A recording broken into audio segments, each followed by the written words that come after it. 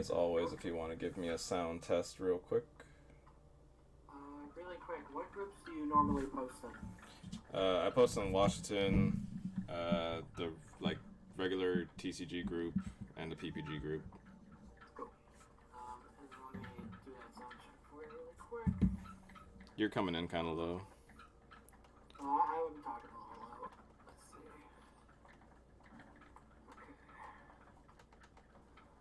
Okay. I can raise you guys too. Yeah. Okay, sound check it right now. Sound check. 1, 2, 1, 2.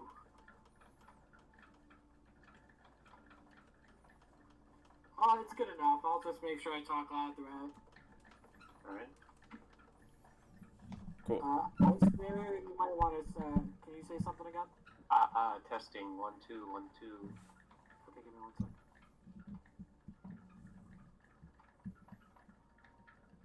Okay, you sound good. Okay, sweet. Awesome. So it sounds like we're good. And we are here for another week. Digital Daddy Podcast, part of Digital Daddy Network. I am here, and I am bringing you my co-host, Mr. Salinas. What's up? As always, I am BBCJG Jonathan Gomez. And today we got a special one. We have our first guest appearance. Fresh off a top 16 finish at the 129 player Pro Play Games 3-box event because we magically found 3 boxes. We have Icebarrier.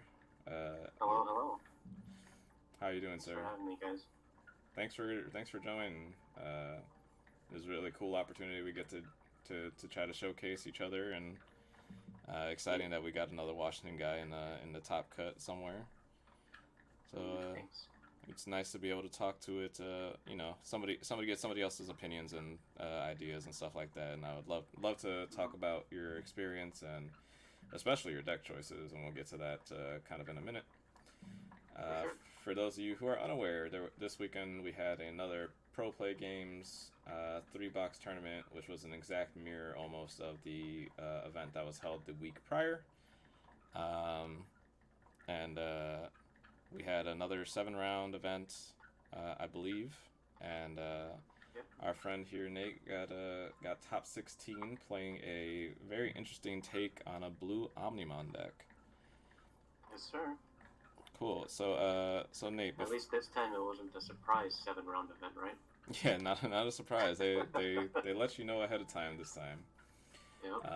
Which we're completely okay with, and that's why we're signed up for the 4-box event this week as well. So we're completely fine when they don't lie to our faces. Yep. Well, except for the amount of cards they have, you know. Oh yeah. That's gonna be a mystery forever. That's fair. Cool. So first of all, can you tell us a little bit about yourself, if you have who you are, what you do? Sure. I'm Icebarrier, aka Nathan Park.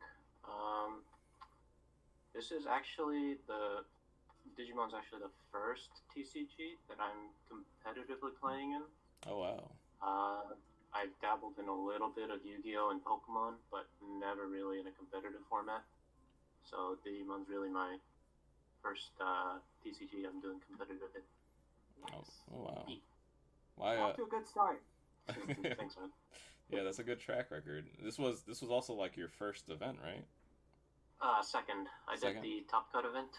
I got top 64 there, with a very similar list to this one that I did in here. Well, awesome. So why Digimon? Why now? Nostalgia. I grew up with Digimon. Basically, it stopped. The series has stopped. I stopped, I think, after... Oh, which one was it? The Data Squad? Mm-hmm. Haven't really kept up with it since. Figured the series was dead. And then, lo and behold, I check online and they're like, Bandai was Digimon series, card game series coming out soon. And I'm like, whoa, okay, time to get in on this. Mm-hmm. I remember my boys. And so I hopped on with me and my buddy Docile Charizard. Friend of the channel. And, yep. we've been committed since. Awesome, man. So I have to ask, why Blue Omnimon? Okay, it's a really funny story because my favorite Digimon is Gomamon, hands down. Mm-hmm. And Gomamon's only in blue deck. And so as soon as I saw Gomamon, I'm just like, okay, I'm playing blue. And yeah, so I've been sticking with blue since the cards were released online on Digimon Card. And I've just been tinkering around with it and playing with some ideas with source removal. And then I caught wind of the Blue Omnimon decks, and I'm like, okay, I guess this is what I'm going for. Nice.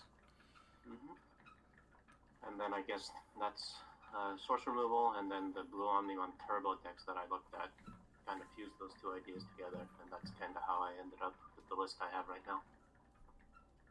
Yeah, so speaking about that list, it's kind of a little different than your traditional wish, as you kind of alluded to.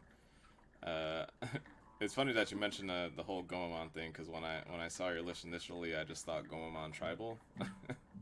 I wish. And that's because you're playing the promo Gomamon, as well as the Zuruman that on Digivolve. Yep. Yes. That you don't see those every now and then. Even though I did see you also play like almost a mirror match during the event, so yeah, some other people are in the same boat. I believe it was the 9th place player. They also top cut. Yeah, Andrzej Rybski Shar, or however you pronounce his last name. I played a match against him. It was pretty much the exact mirror match, which I was super surprised about. Because when you think Blue Omni, you're not thinking source removal, you're thinking turbo. Yep. So, I mean, I'm kind of glad to see my take on the Blue Omni coming in with another list, but kind of salty I lost to him. Great minds think alike. Yeah. Cool. So, I guess what was the reasoning where like did your testing prove that this was like a viable way to build this deck, or did you were just so committed to Zuruman or like Gomamon line that you just had to do it? It was a little bit of both. I really wanted to build around like the Gomamons, but also I didn't want to lose the power that Turbo Omni had. But and then my buddy Docile was like, if you control the memory, you win the game, right? So I put in a bunch of cards that were plus memory on certain effects, and I kind of built with the Gomamon as the core around it. And so I go, okay, so what cards complement the Gomamon? And that's where the Zuruman came in, and then the Mat Tamers also came into play as well. Yep.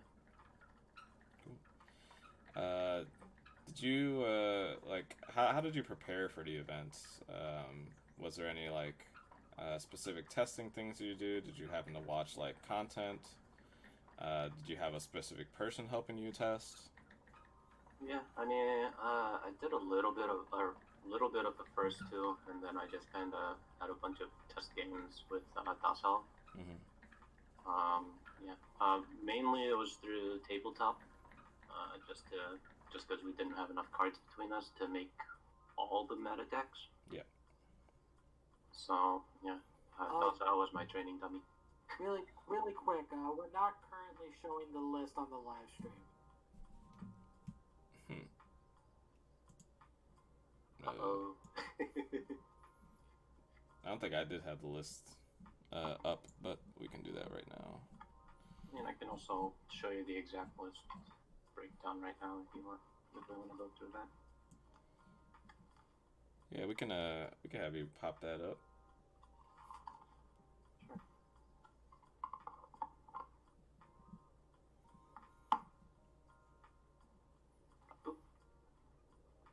Yeah, so why don't you run down your deck list and then bring up any of Sure. your kind of fun of choices. So my egg deck is different from every other top 16 place deck. Mm-hmm. For at least for Blue Omni, I only run the 4 Upamons. My main reasoning is I don't want to see Wanyamon and I don't want to see Sunomon. Mm-hmm. That's basically the only reason I run 4 eggs.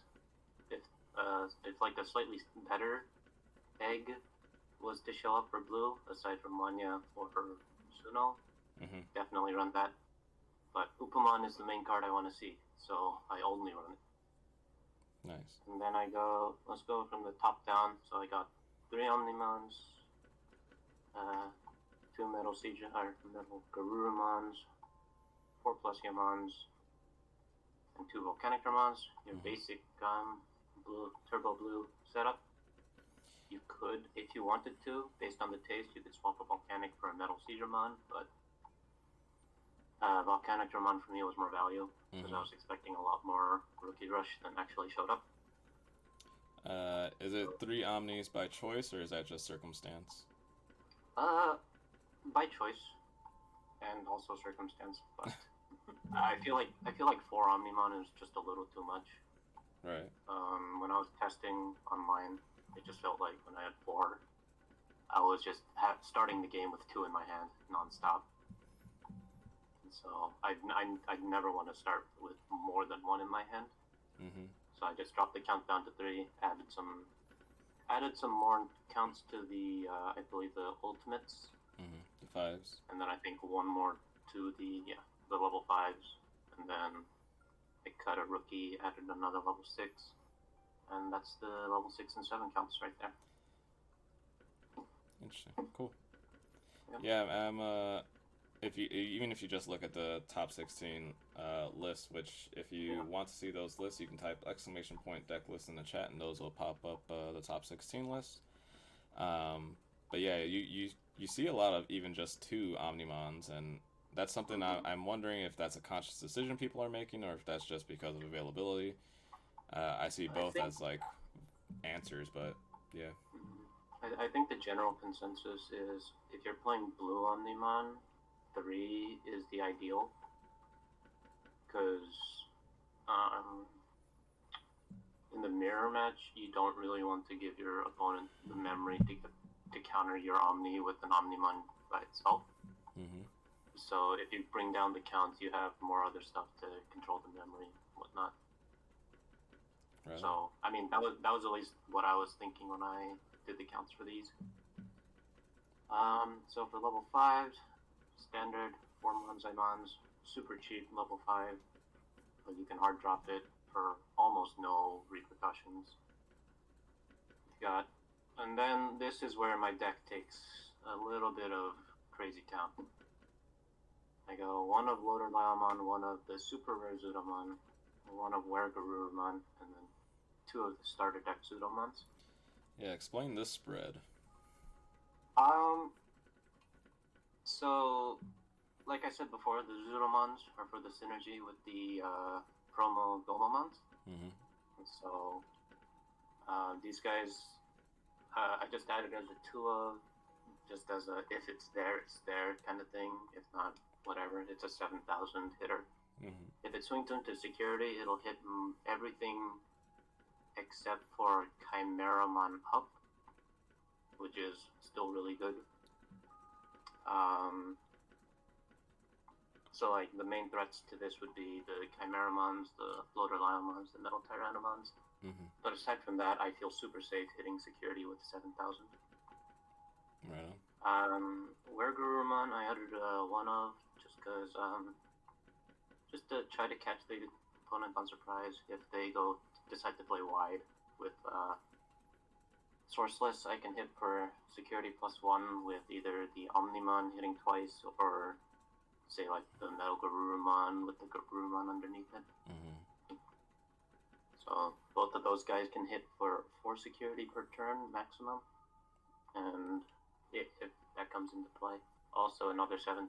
So I feel decently okay swinging into security with it. Zuruman's the one card I wish I had more of. Honestly, this Lodoliamon would have been a super rare Zuruman if I had another one. This card is insane.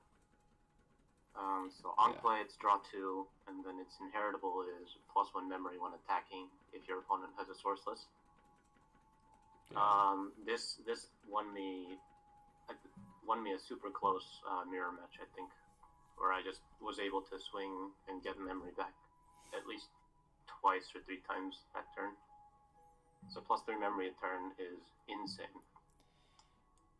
Yeah, some of the And then, some of my like biggest losses to Omnimon come from an Omnimon with a Zuruman under it, and they start gaining memory. That's just like you're so far behind. yeah, basically. So yeah, it's really good. It's extra draw power if you break, and then if your opponent's not ready for it, you just counteract the memory gauge, and suddenly you have 7 memory versus 4, 4 or 5. And then Lodoliamon's just there as the fill card. It would, like I said, it would be another Zuruman if I had it. But I mean, 10,000 for a level 5 is still super good. Yeah. So I like this a lot just because I'm a big fan of having like a variety of threats or a variety of different like effects that you can kind of get into. Like how the purple deck has kind of like a toolbox. I really like just having like different options for different situations. Right. Yeah. So you got 9 level 5s there. I know you say you lowered your level 6 count to help with the level 5 count.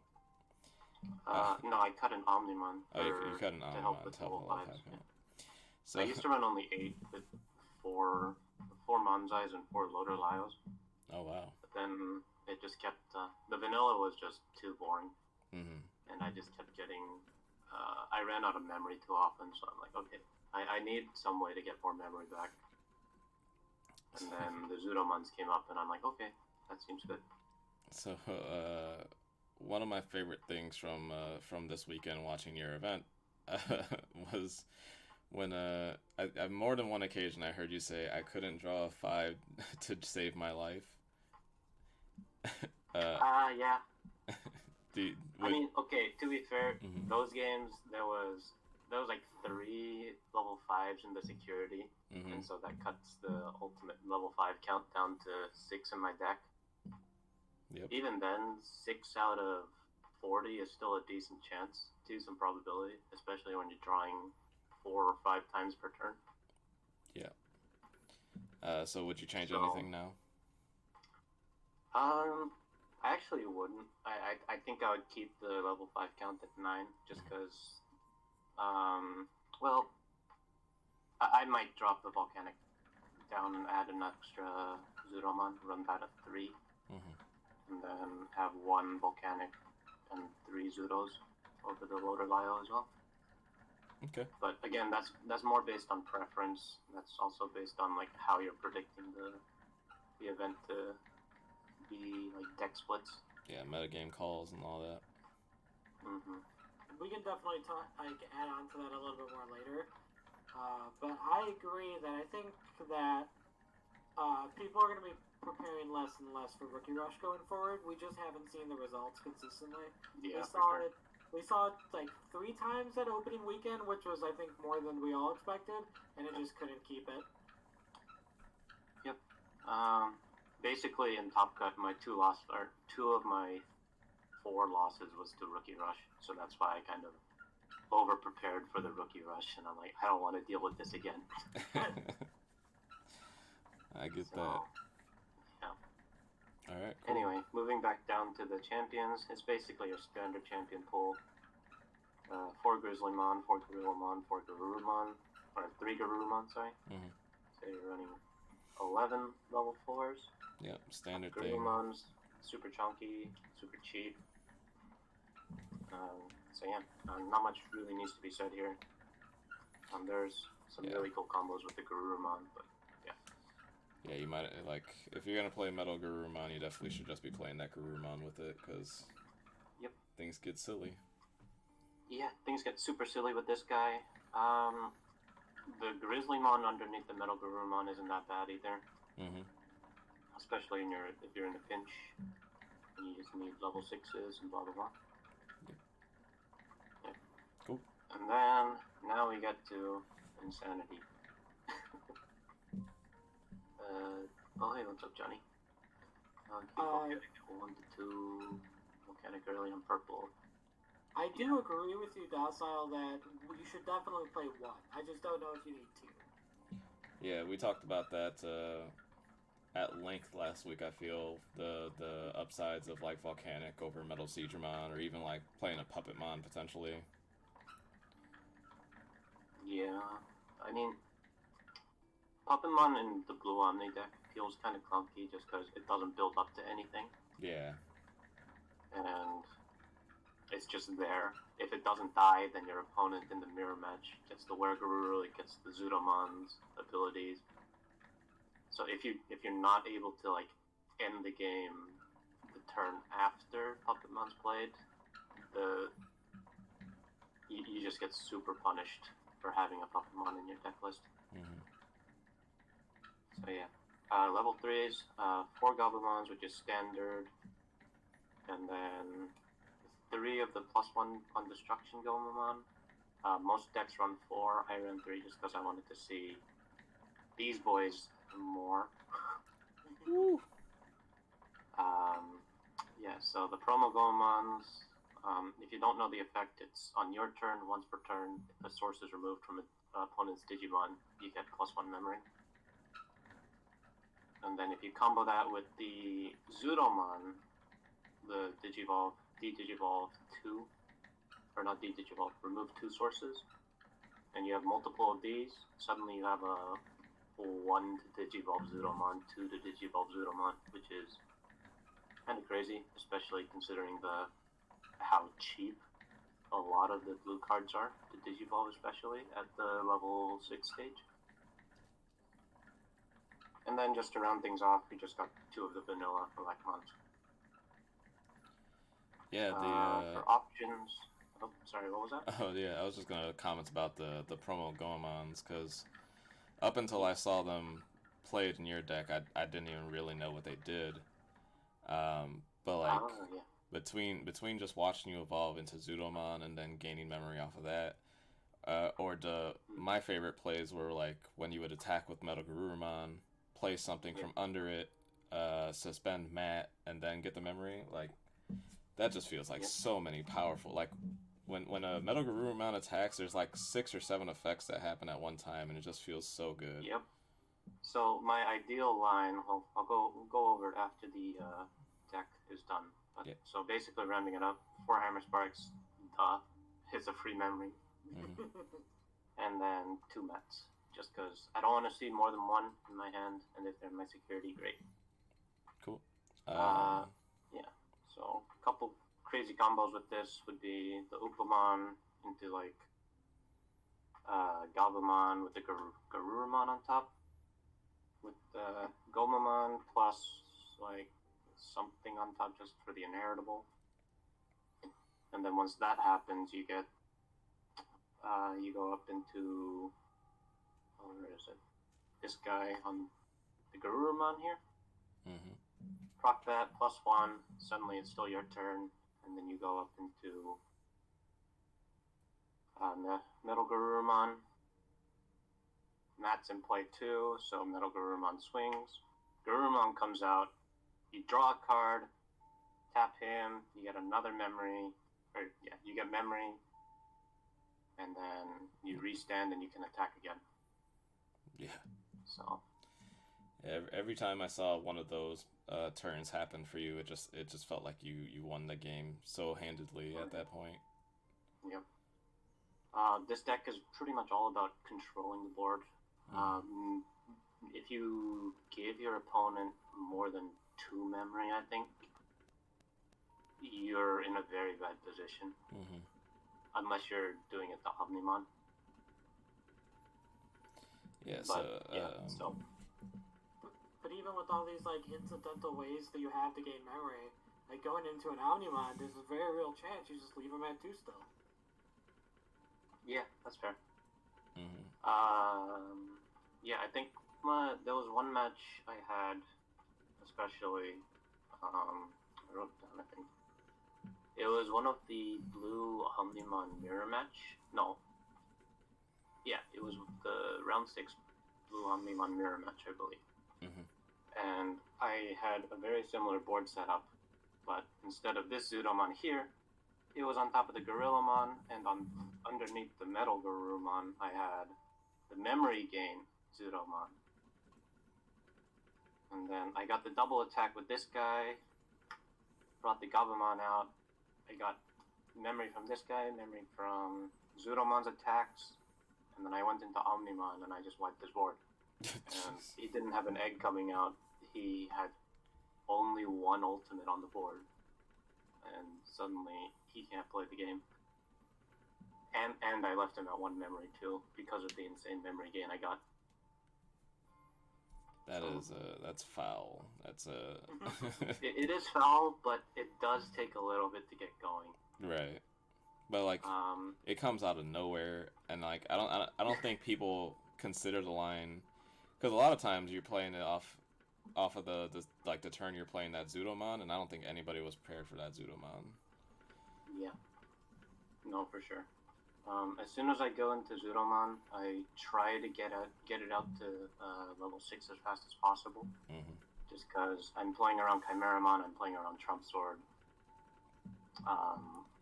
Zuruman 6000, so it's not really safe to hit into security. Mm-hmm. Just because if it hits anything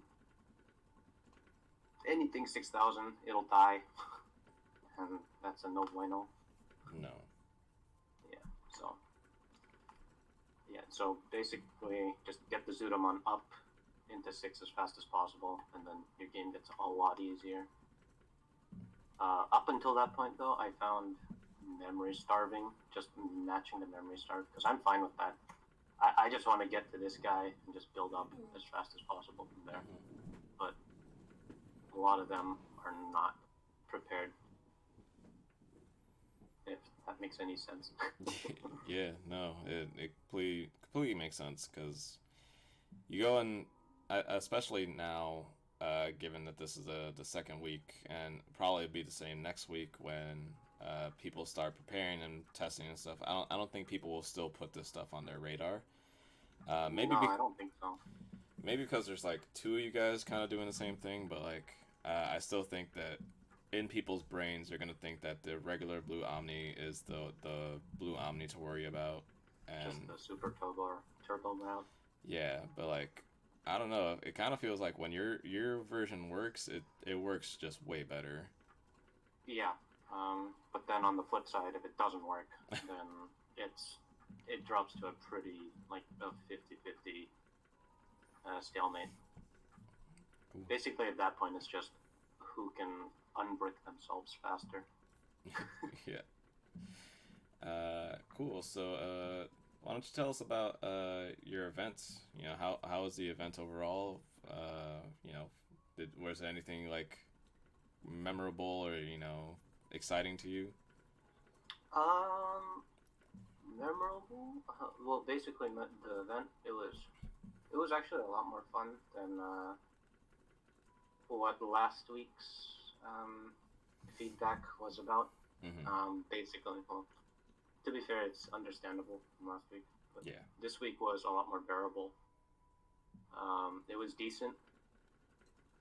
A lot more Blue Omnis, but that was to be expected. Mm-hmm. Yeah. I from my match history, it didn't feel like there was any kind of variety, though. It just felt like Red Omni was the same list coming in, Blue Omni was the same list coming in. The 2 purple decks that I faced against, I was prepared for both lists. Thanks, Docile. Shout out Docile Charizard. Yeah, Docile Charizard. He's been messing around with both the purple toolkit and the blue splash versions. Mm-hmm. So, got a lot of experience playing against those. But yeah, it seemed pretty cut and paste from what the meta was suggesting. Mm-hmm. So, not too many surprises. But yeah. So memorable. Round 7, I went up against the second place guy from last week. Yeah, no, because he wouldn't stop telling you. Like, all right, buddy. I mean, you got a game, but okay, whatever. Flex Yeah. has got a flex. Yeah. He's already got a flex. I did And make I kicked him out of top 16. I made a note about it because I definitely wanted to talk about that specifically because I watched that game where he turn 1 played a mat, passed to you, you immediately called him out on his deck, and then he was like very braggadocious. If you don't know my name, I'm not gonna say anything. Yep. And it was just funny to me because, like, you know, we talked about it last week where it seemed like he was making a claim that was a list that he had created, but then you know, it turns out that wasn't the case. But it looks like he's still trying to ride that wave of this is my list. Yeah. But it was funny to me because after you had passed the turn to him, you had a Goemon in play with no sources, and then you passed him to 2, but then he didn't gain a memory for his tamer, so he just turned 1 misplayed. Oh, did he? Yeah. Oh. I love to see it. It was pretty good. Gotta love when the creators of their deck don't know how to run it. Yep. I mean, yeah, I should have called it out, but I mean, if he's gonna go around and say he's the creator of the deck, second place from last week, he should know how his deck runs. Oh yeah, there's some triggers we don't remember. Yeah. So you talked about your matchups a little bit.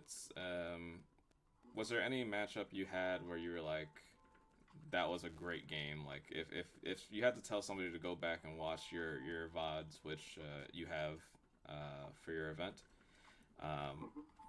one game they have to watch, which round should they be watching? Ooh.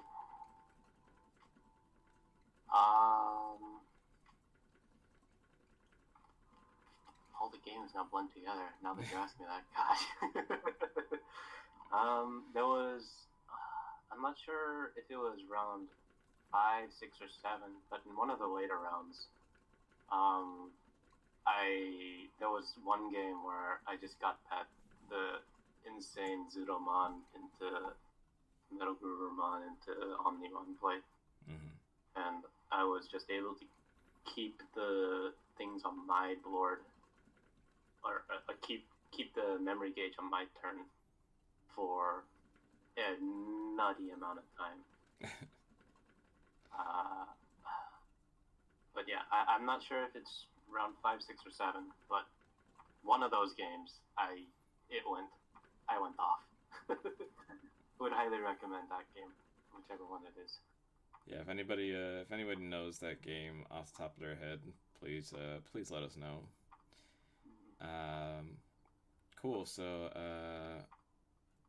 you know, knowing what you knew, obviously it sounds like you kind of went into each matchup with kind of a line of play in mind. Yeah. How do you feel that kind of lined up, and would you change anything now?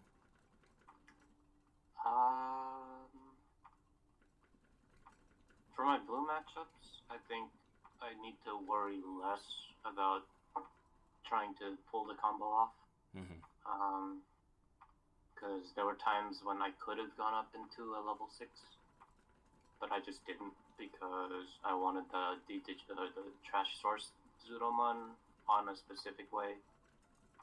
But at that point, I just needed to stop caring about the combo and just go for it, versus trying to greed out for the +1 memory, which doesn't sound like a lot on paper, but when you're playing a mirror match against Blue Omni, giving them the 1 extra memory could be the difference between winning and losing. Absolutely. I don't think a lot of people really think that far into it, especially kind of people that aren't familiar with like playing around with the memory gauge. But like, Yeah. think about the lines that they do. If you pass to a Blue Omnimon player with them having a level 5 in play and you give them 2 memory, they can Omnimon you. Yep. Granted, they give you 6 memory, but if they have like any kind of hammer sparks in their hand, the memory count that you get is just less and less. Yep. And if you don't have an answer, then you're in trouble. You're in trouble, exactly. Mm-hmm. You gotta pray for either an Omnimon hit in your security and that kills their Omnimon on the first try, or you gotta hope for like a hammer spark and passing it to your turn for like a 1 or 2 memory. Mm-hmm. Yeah, it's rough.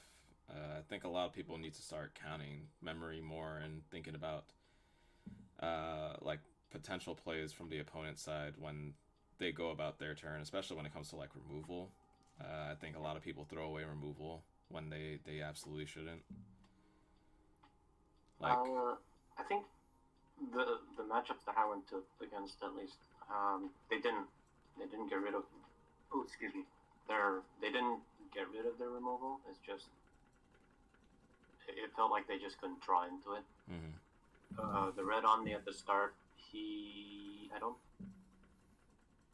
just kind of threw away Skull Greymon super early, trying to build up, but that ended up costing him because I had that 1 extra blocker, I think.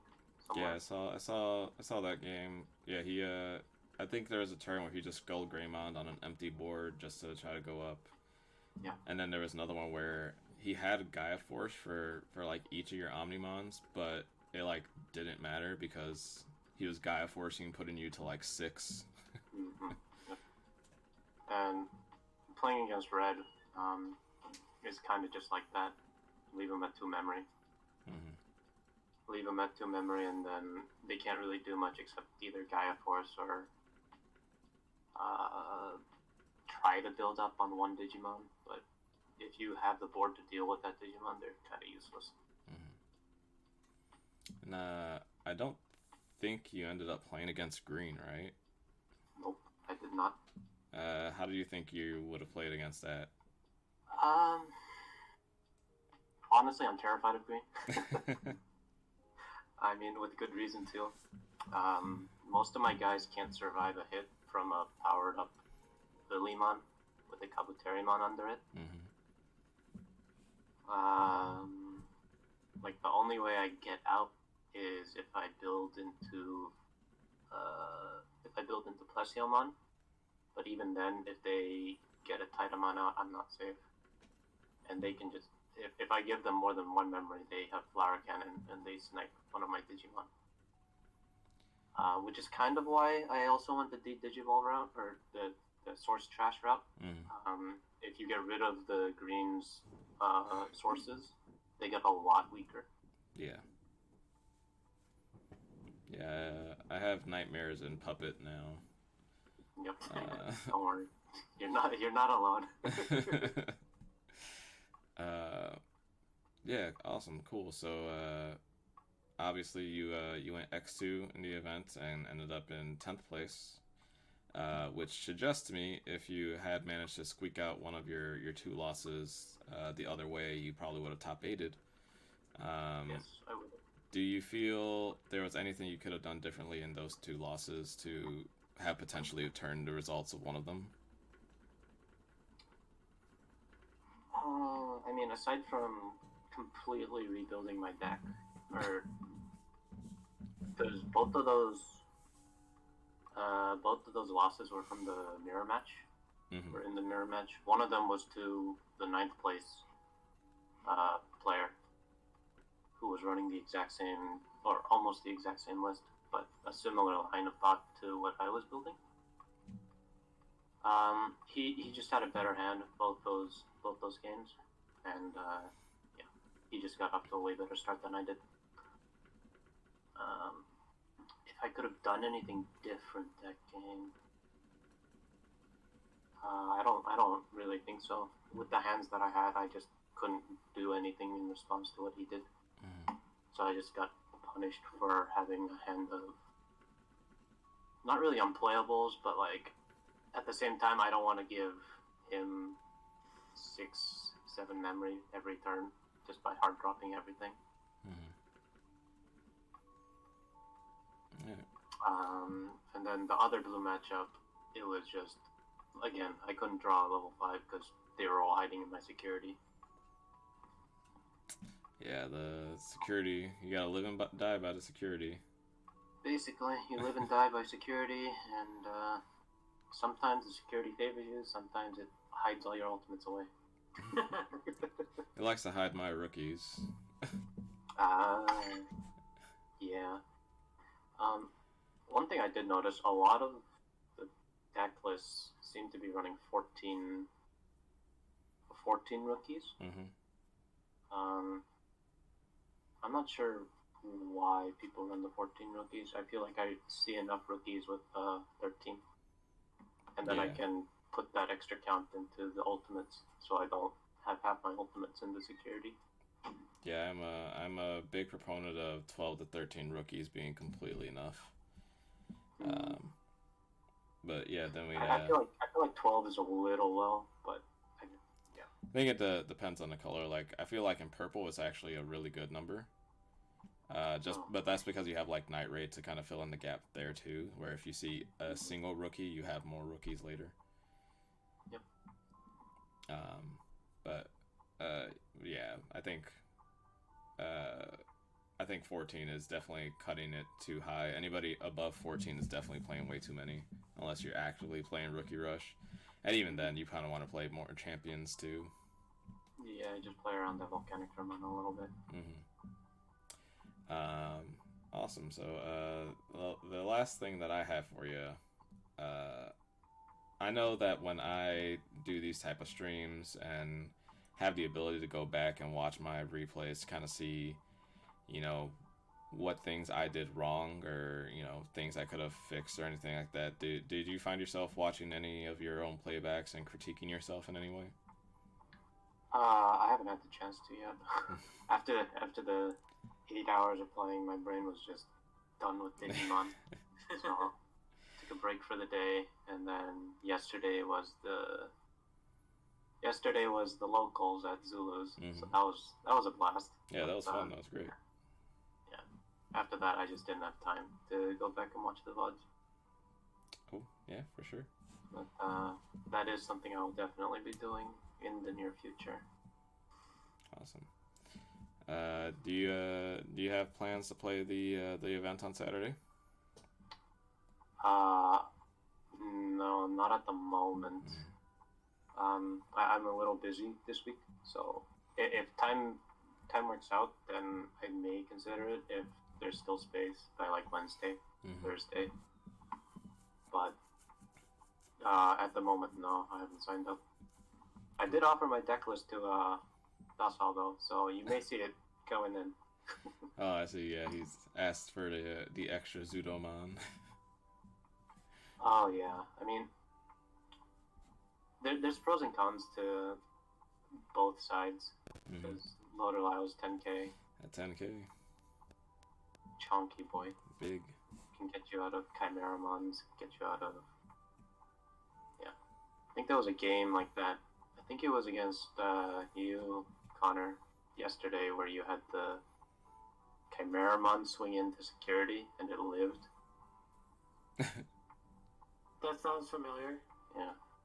And then the only way I could have gotten rid of that was either crashing it with a 7,000 or Loader Lylemon. And Loader Lylemon came in clutch there. Saved me an extra turn. Were you streaming that locals yesterday? Because that game was sweet. I was not. Yeah, it was too early in the morning. Oh, it's perfectly understandable. Yeah. Cool. Connor, did you have anything else?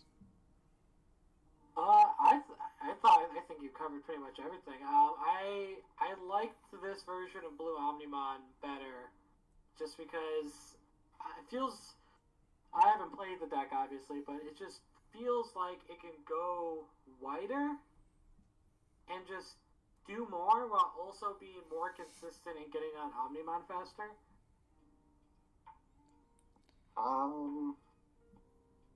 Feel free to tell me I'm wrong, but most of the time you would be right, especially if you get the memory plays to go for you, because you'd be getting the one extra memory every turn to just keep leveling up and building up on one unit.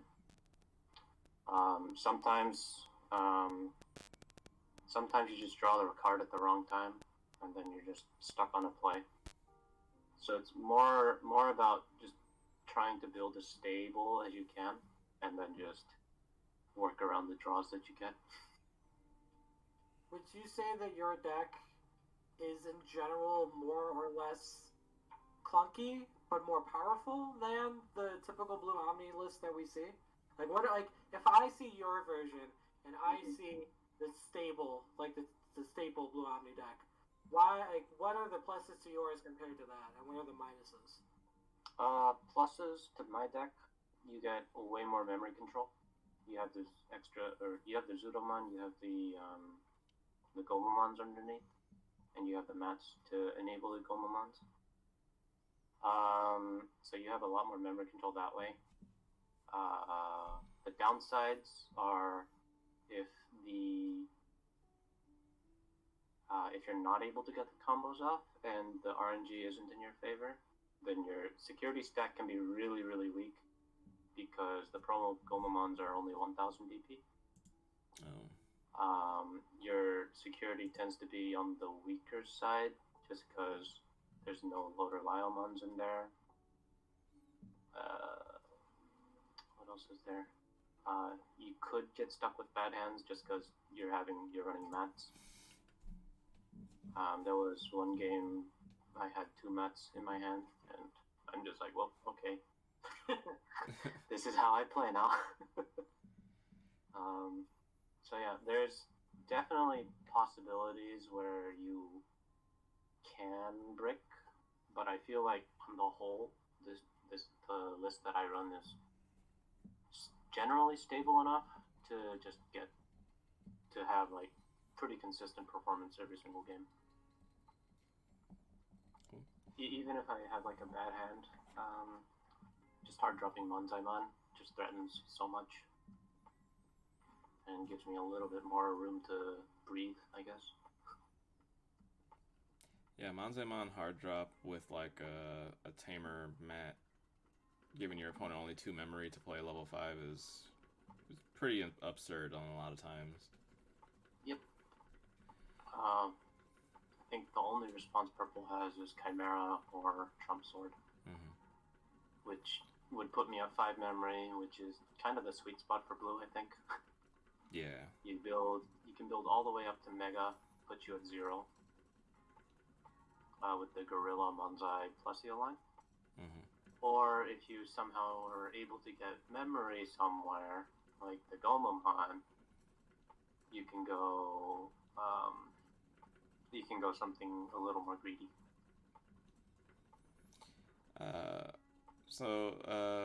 Noticing with your list, obviously you only play the Hammer Sparks as your option.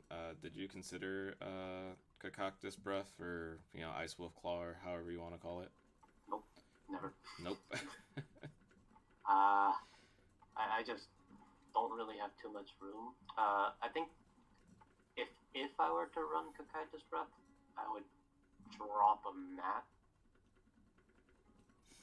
but I feel like the double mats especially, if you're able to get both of them out, you're just able to shut down so much of the opponent's board. Especially with the Metal Garurumon plays and the just hard dropping things with the Gomamons. It wasn't in the event, but there was a game that I did in testing with Dasal where I was at 3 memory and I hard dropped a Garurumon to restand, and then I tapped both mats and I got 3 memory back because of the Gomamons. It put me back at 0. That's nuts. Yeah, so the potential is, I feel like the potential is way higher with this deck than the regular Turbo Blue. Cool. Connor, anything else? Last question. Yeah. Would for me at least, would you consider something like Kaisernail, or is that too cute? Now that you mention it, Kaisernail would be a pretty good addition to the deck, but that's only if I had the mats on play as well. Mm-hmm. And if you want to run more Kaisernails, then you have to cut something. But Kaisernail's only there for the mat, so I can't cut the mats. Where do I cut everything else? You know. True. Icebarrier, do you have anything else? Any last thoughts you want to give the people? Yeah.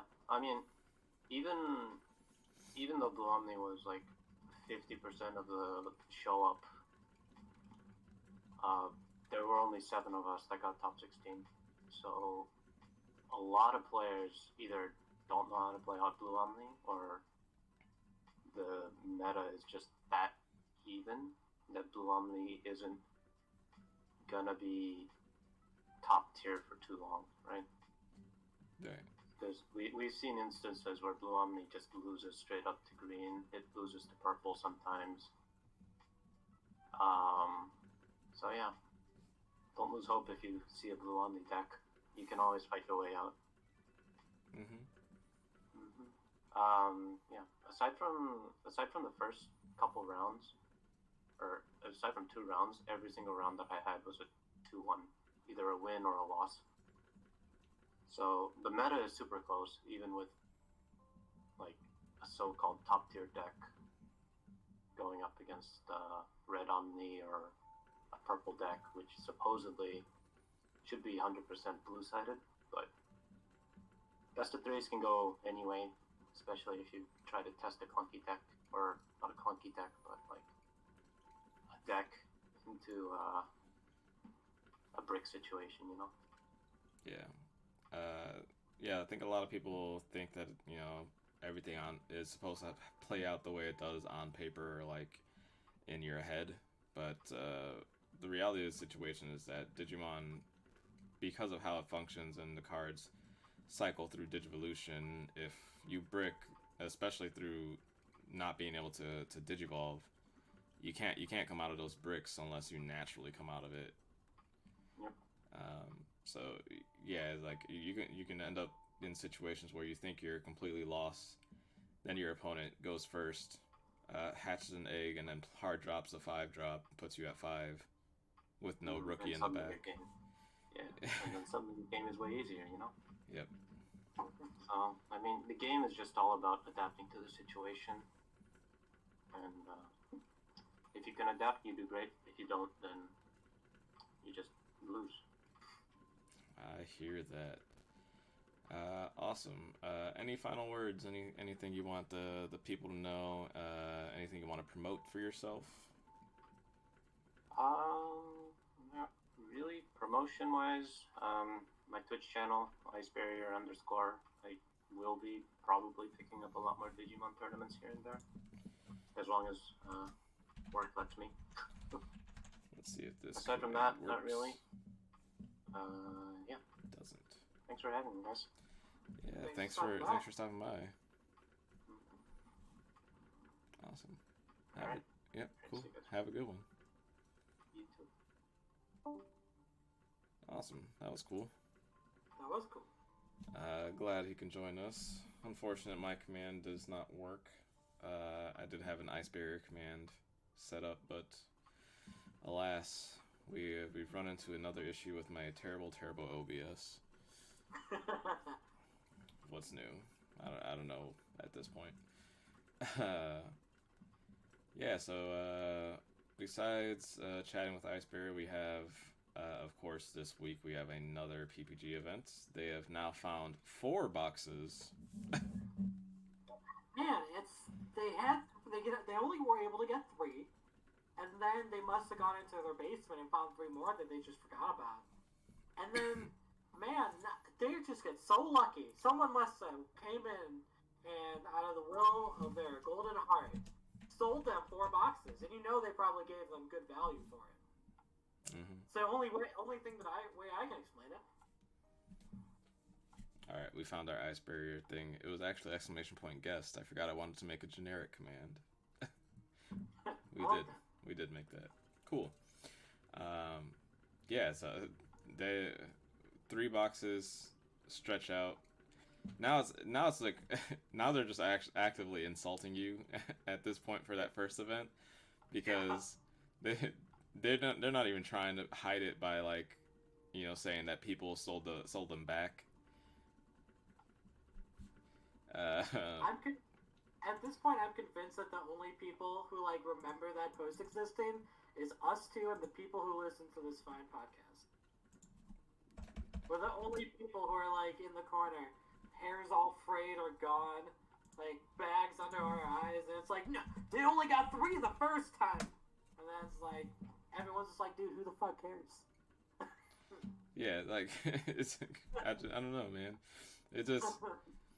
It's just something to notice. I feel like I just like that you know, that was part of our thing, is that we're able to shed light on these type of things from a perspective that other people don't really have. And it's satisfying when we were just constantly being rewarded for things we say on this podcast. I like to think that the PPG stockroom is like the Indiana Jones scene, where it's just all just like boxed crates. And that's how they just keep looking at crates and keep finding boxes. Yeah, man. Yeah. I mean, it's cool that they keep getting product and they keep running these things. But next week they're gonna have a case. They're gonna have a magically spawned case. Valentine's Day tournament. It's gonna be. Valentine's Day case tournament, guys. Let's go. Let's do it. Let's run it. So how do you feel about the new prize payout for them? Because they've added an additional box which pays out to 9th through 16th, but they've removed almost all instances of the Ultimate Guard product except for the first place Super Hive.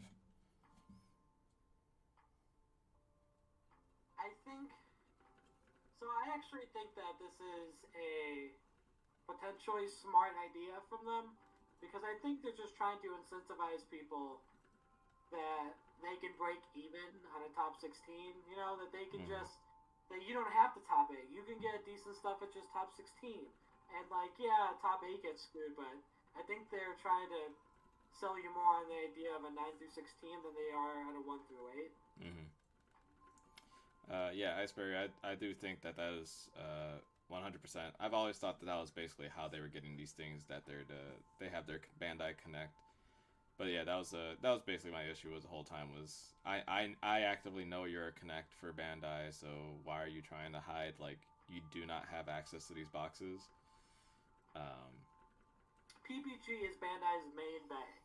Yeah, they're number 1 in Bandai's hearts in the West. Ever since ARG gave that up for, you know, no reason. ARG loves giving up that stuff, though. They did it with Yu-Gi-Oh! Too. They were Yu-Gi-Oh's, Konami's main bay in America forever. And then they were like, no, we want to do our own thing. And then it all went away. All the Jim McMahons of the world are all the same. Shout out Aaron Jarvis. Surprised he got a shout out. gotta spite him every now and then whenever I get a chance. That's fair. I respect that. But yeah, so another event this Saturday. I'm signed up, so I'll be playing immediately after work, right before my Friday shift. So it's gonna be a fun time. Is that the only event that's going on this weekend? The only big event this weekend is the Saturday event? I believe so. And then if it seems like this is going to be a repeating pattern, so I believe they'll probably end up running something again next week, which then becomes interesting when you consider that the H Gaming event for the small streamers is next week. It would be pretty unfortunate if PPG interfered with that, because I think that weekend was going to be a pretty good showcase for kind of smaller streams and things like that. But when the eyes are going to be dead set on PPG stream, I think you kind of negate all that work that's being put into that event. So I hope that that's not the case, or they don't run it on a competing day. You would hope that they would do the best thing for the game. We'll see what they do. I'm not gonna assume what their actions are gonna be, though. We'll see. We'll see how it plays out. Yeah, I am hoping, fingers crossed for the best. Because I am very actively excited about that event.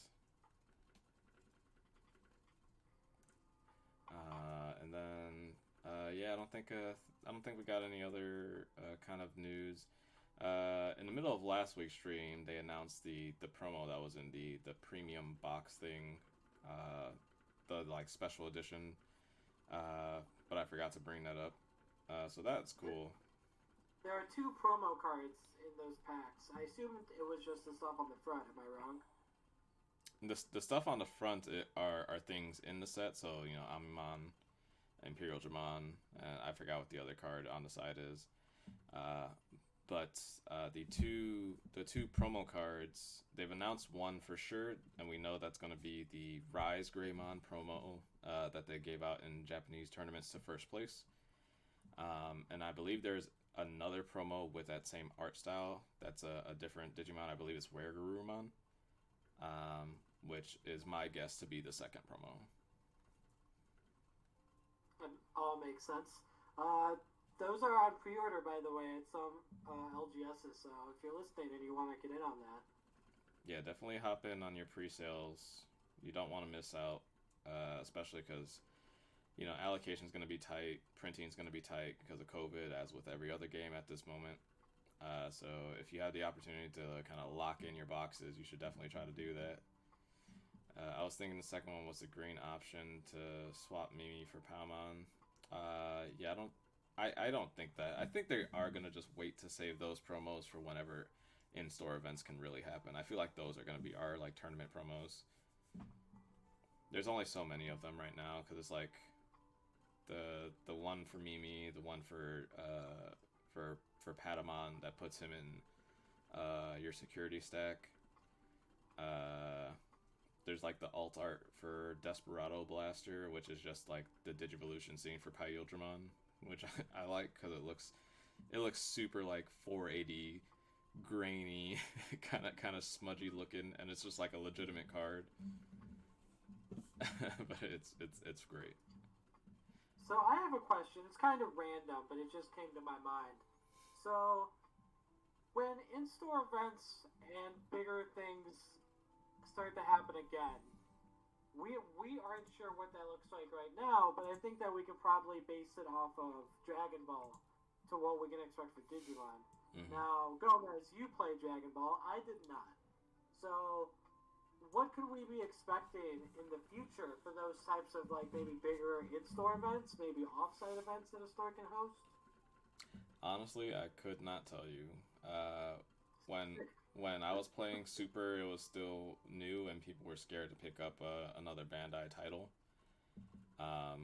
So I was in the process of trying to convince stores in Chicago at the time to run Super. That basically did not come to pass. Water Tower started to consider, but then whoever was running it at Water Tower kind of just shit the bed. We don't need to talk about Water Tower. Yep. But yeah, I have no idea what locals looks like outside of I don't think dash packs were given out, but the same kind of thing, like these promotional packs, the 0.0 packs. So probably just be some stuff like that. Basically like Yu-Gi-Oh! Tournament pack style events, where it's at the discretion of the store owners to distribute them however. Was there like a equivalent to like a Yu-Gi-Oh! Regional, or was this like, or did you just not know at that point? So they ran their official events through ARG until that fell through, and then PPG took them over. So all of those events for PPG and ARG were actual official Bandai events. Okay. That will likely be true. But it sounds like they're gonna try and do a wider net of organizers for Digimon, though, between core TCG and Top Cut obviously having events, which just would not have been the case. If Magic the Gathering taught me anything, for those who don't know, Magic the Gathering is like their big marquee events are called Magic Fest. In Magic Fest, the big tournament's called a Grand Prix. Up until COVID shut everything down, there was only one TO running each event, and it was Channel Fireball. Now that has its pluses and its minuses, but overall, for the health of the game, I don't think having one TO is great, because unless you're like really into monopolies for some reason, and I ain't talking about the board game, they're not good. Yeah, we saw almost immediately when Fireball took over all the GPs that there was just a raise on GP prices, and then they kind of dictate how the events function. Right at the start of, like, towards the end of the runs right before COVID, you couldn't even have like physical deck list anymore.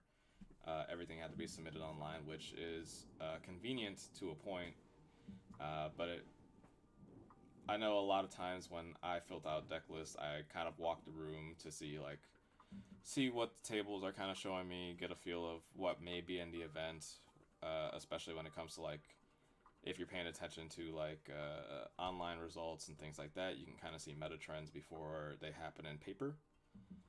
So you walk the room, kind of see if those things kind of come to fruition, and if they do, you adjust your side deck and stuff accordingly. In Pokemon, you can do the same thing with your flex spots. You adjust them accordingly.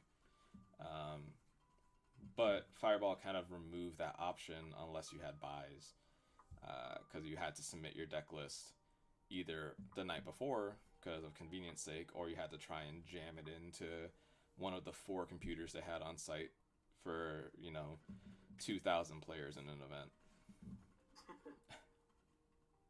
With shoddy internet at best. Yeah, not good. Don't know if any of you guys know if there was a Magic Fest in Chicago, it would likely be in one of the Rosemont area hotels or convention centers, things like that, which are all basically 6-foot prison cells of just straight concrete. You're not going to get any signal down there at all. So trying to submit your deck list on site is just not going to be a real thing. But if you wanted to, that was one of your only options to do so. And that's because Channel Fireball, dominating that scene, they could make that happen. I was very worried about that for this game because, I already knew PPG has the Bandai hold. So they do have kind of the market to dictate what the pacing for events are, and we're kind of seeing that now. I think these 3-box tournaments are going to be a standard. And I think that's because they have the connection to Bandai and can do these events consistently enough so that once other people start getting boxes and can also run events, they're going to just mirror.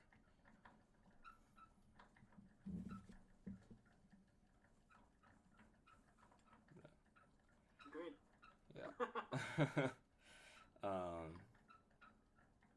Yeah. It sounds like, from what I can hear, this week's was much better. I know you played this week. Do you want to talk about your experience? There isn't much to talk about. I played the purple Venom Myotismon deck that I showcased last week. I made 1 or 2 changes. I added a Volcanic Greymond, and I added something else.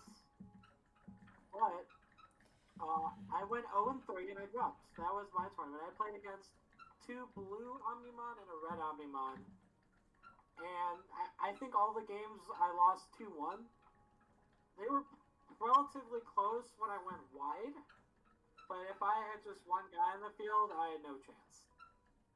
Yeah, I think that's just true of most matchups. If you try to build on one specific thing and hope that works out, you're likely in time for a rough shape, or it's gonna be a hard fall from grace when your single Digimon dies from like a failed security check or something.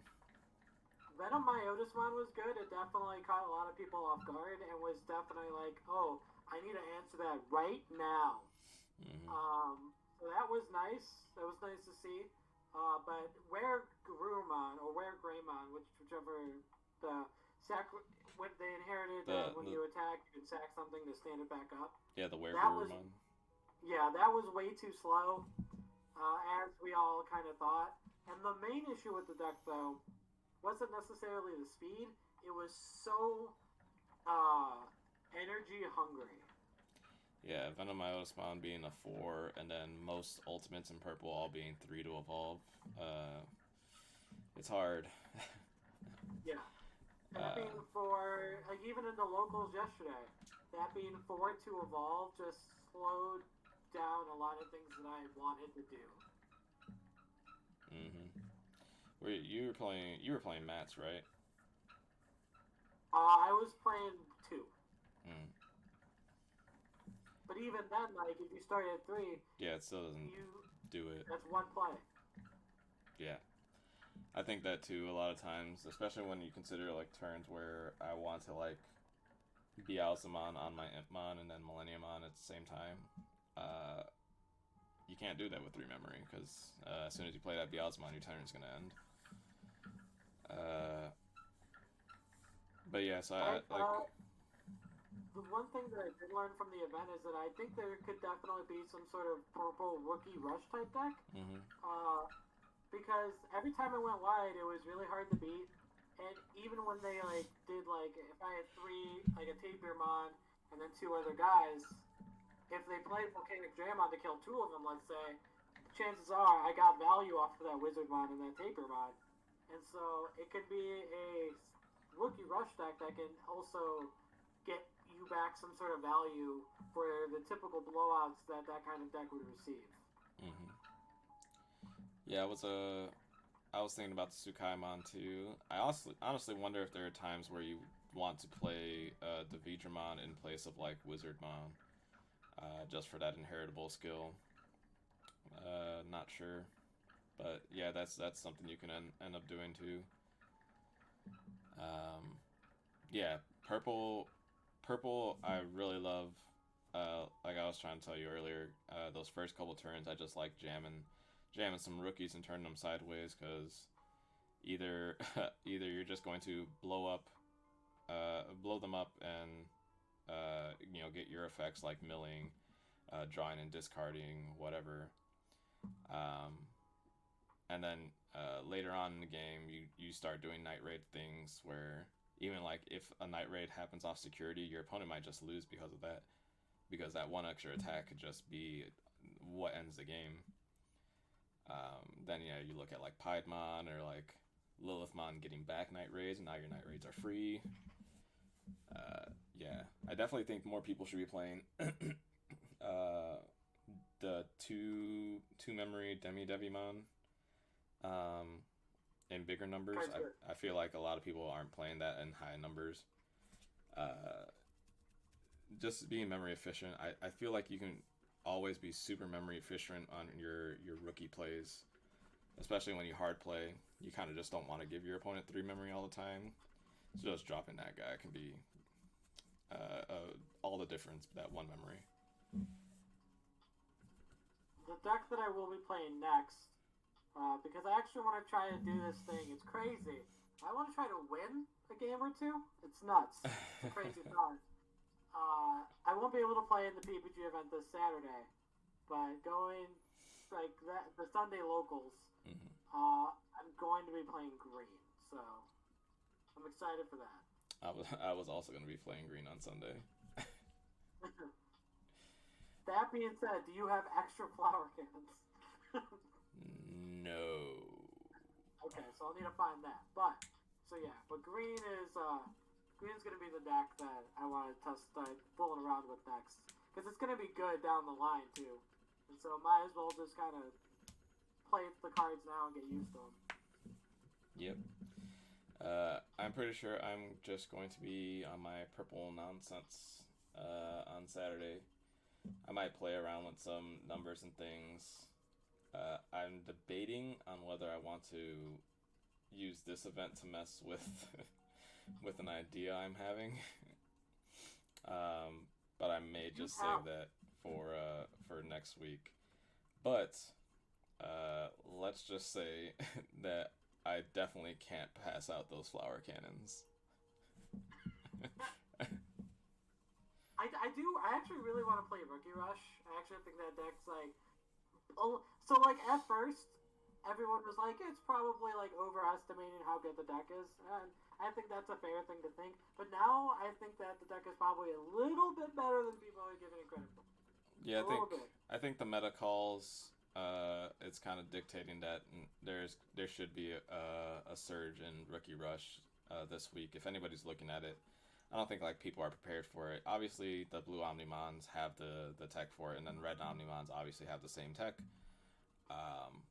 But I think a lot of times Digimon comes down to if they have it, they have it. And of course, there's ways to play around that, especially in Rookie Rush. You can just go to champion routes, playing Gorillamons and Vegemons, things like that. Which I definitely think people should be doing, because making your guy 6K to play around that specific ability, that's all the difference. Even if one of your guys survives, that's one more security. I think that I don't know if we see Rookie Rush this weekend, because people are still like holding on to those Volcanic Greymons for dear life. Mm-hmm. But I think if we see one more event without any Rookie Rush action, then I think that's when like the turn happens of like loosen up on Volcanic Greymon maybe a little bit, and then that's when you bust it back out just out of nowhere. Mm-hmm. I think not this weekend, but the next weekend, I think, is when I would want to play Rookie Rush, but we'll see what happens this weekend. Obviously, this can all change. Yeah, I think you're gonna want to be a black player in the next 2 weeks or so.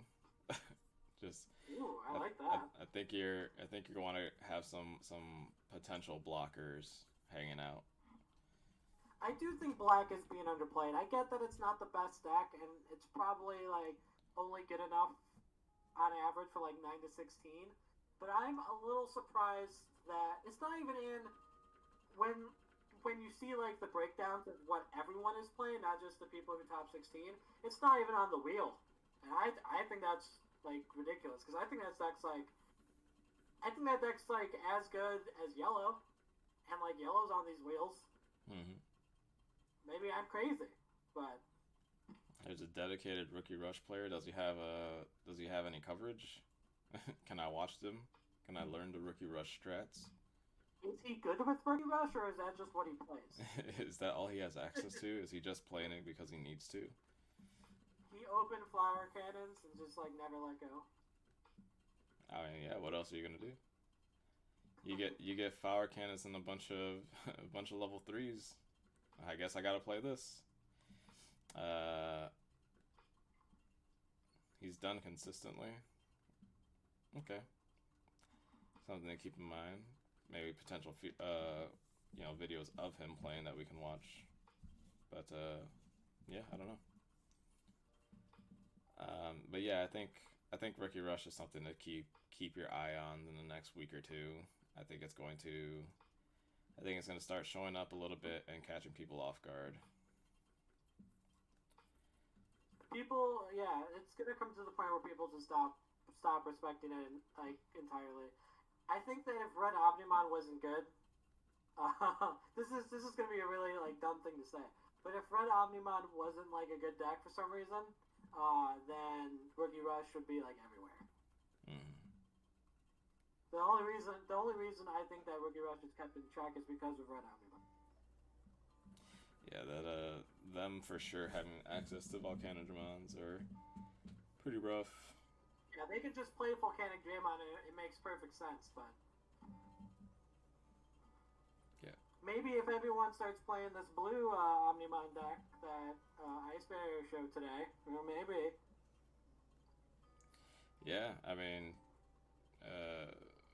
when your whole deck revolves around your opponent having no sources, Rookie Rush is something you love to see, love to be sat across the table from, because you are going to get your effects.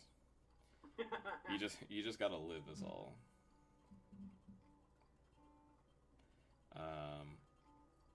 Yeah, I think I'm pretty set for this week. How are you feeling? I'm feeling good. I would like to make one proclamation for this weekend, though, and what I think is going to win the event. What we got? We'll see if I'm true. I do think Green is going to win the tournament this Saturday. If okay, Gomez, because you're playing this weekend, Gomez. If you don't win the event, Gomez, then Green will. Yeah, we're gonna run into the situation again. I'll just go all the way through the finals just to get bodied by Green at the very end. Yeah, that'll be what happens. I'll turn in my deck list correctly though. We'll half the battle. That might help. Yeah. Yeah. I think Green is in a good spot. I feel like people are learning how to finally play against that. I know that was the case for me, at least this week. I've been doing like a lot of kind of like random online tournaments for cards and stuff on a Facebook page, and yeah, I went from constantly losing the Green matchup to now I'm pretty confident 2-0ing it in most cases because I've understood the line of plays now. You just gotta try and beat Digimon, and that's all. That's really it.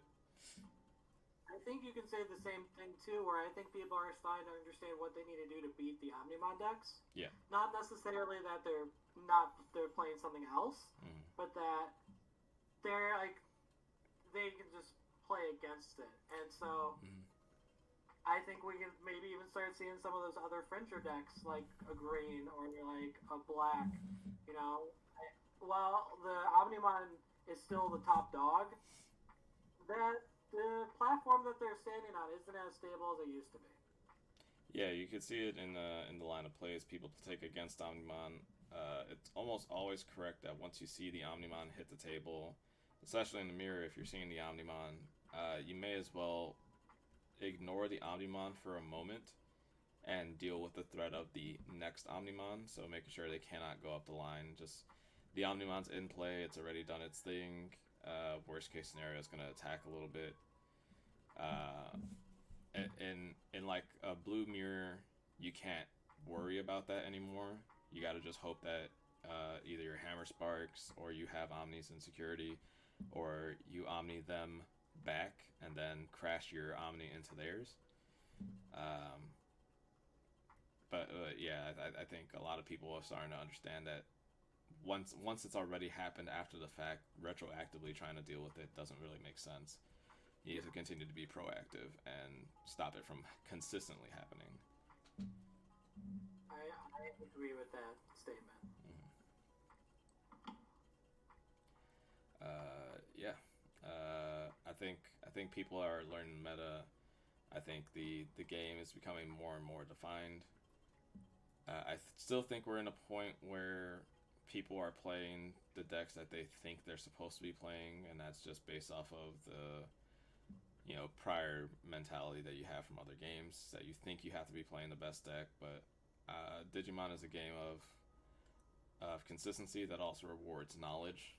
So if you just have active knowledge of what cards do and common lines of play you can get from each different deck, you can go pretty far in an event, pretty deep runs. Oh, absolutely. Speaking with Icebarrier, he is clearly very knowledgeable about matchups and things he needs to be worried about. He is considerate of memory lines. Like you heard him. He said 5 memory. 5 memory is all you need to go from baby to mega. That's not a lot. It's kind of hard to play around sometimes. But if you're not paying attention, out of nowhere you just end up giving them that memory, and then you're wondering why you're losing the next turn.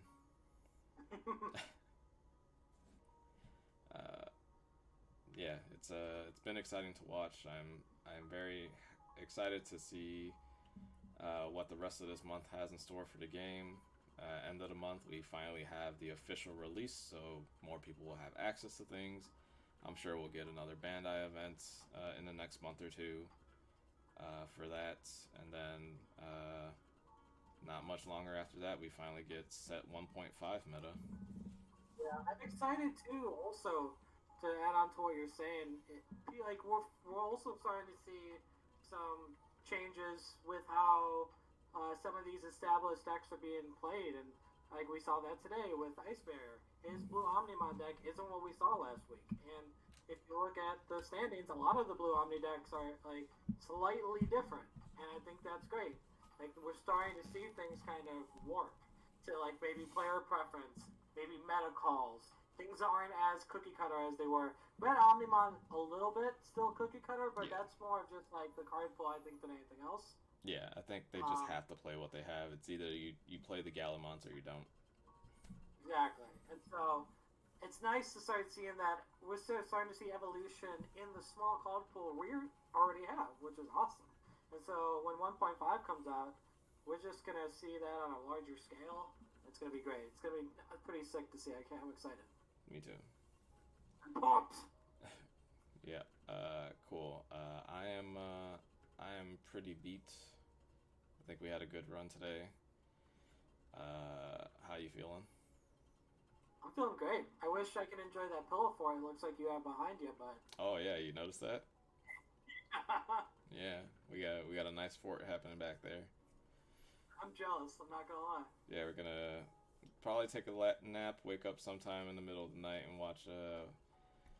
I think Emily wanted to watch the new Ring movie that came out more recently, and then we're gonna watch the Death Note live actions. Okay, cool. What I'm probably gonna watch tonight. And if you're watching, put in the chat. What are you watching tonight? If anyone has ever heard of Twin Peaks, it's an old '90s show. It was very influential. A lot of shows nowadays wouldn't exist if it wasn't for the show Twin Peaks. David Lynch creation, shows like Lost, Sopranos, X-Files, any of these shows, you have Twin Peaks to thank. And so I think I'm going to rewatch Twin Peaks on Netflix. That's, I think, my plan. Dope. All right, well, I'll let us get on to that. Thanks again to Icebarrier for showing up, and congrats on that top 16 finish. Almost top 8 finish. Very impressive, especially considering it was your second major event. That's insane. Yeah. Yeah. I wish I was that good when I first started playing games. Yeah. It would have saved me a lot of time. And I wish I was that good now. But yeah, thanks so much for coming on. Next time we will be on is Saturday when I stream the PPG 4-box, and then we'll be back on Monday for another podcast. Talk about what happened that Saturday. Yeah, awesome. Thanks you guys so much for stopping by, and have a good one. Good day, y'all.